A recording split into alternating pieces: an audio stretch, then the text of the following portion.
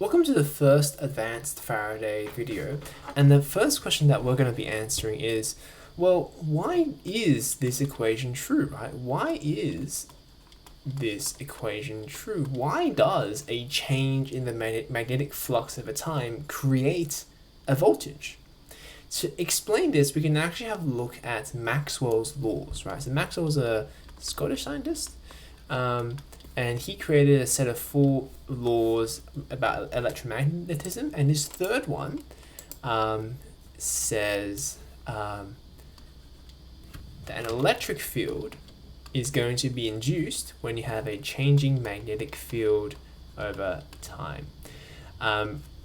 What this effectively says is that when you do have a changing magnetic field over time, you will induce an EMF, right? You induce an electric field, you induce an EMF, and let me actually show you what this kind of thing would look like.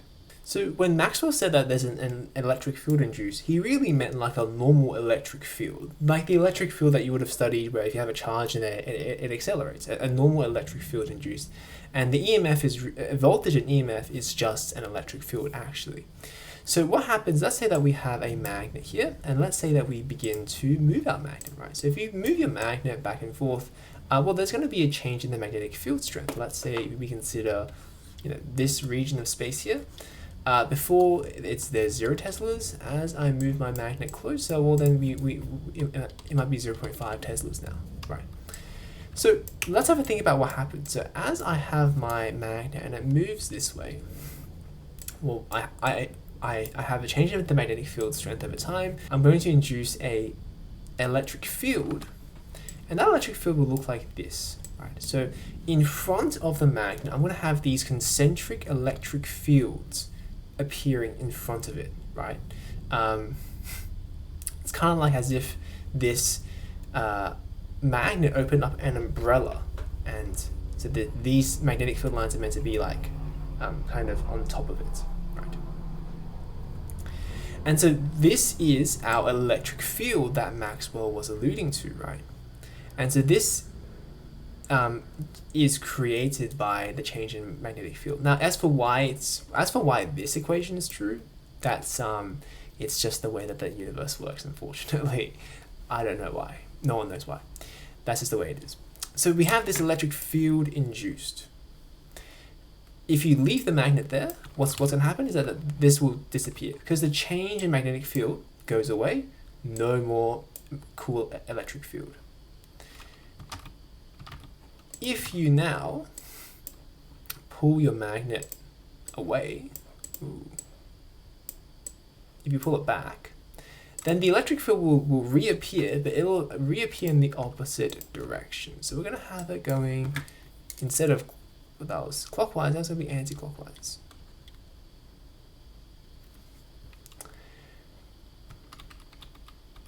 And so if we have this electric field here, what actually happens is that if you have a coil of wire that happens to be sitting here,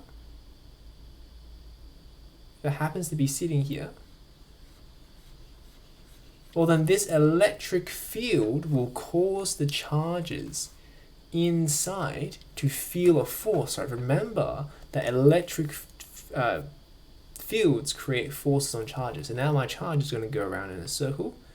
There's going to be a current there. What I want you to notice is that the presence of this electric field or this EMF does not depend on there being my ring here. If I delete my ring, if I get rid of my ring, the EMF, the electric field, would still exist,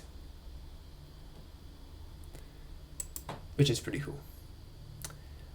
There's going to be a second advanced video that deals with the difference between voltage and EMF, and I'll see you there. We offer physics, chemistry, and math tutoring. For more insightful explanations like this one, head to tutorgum.com.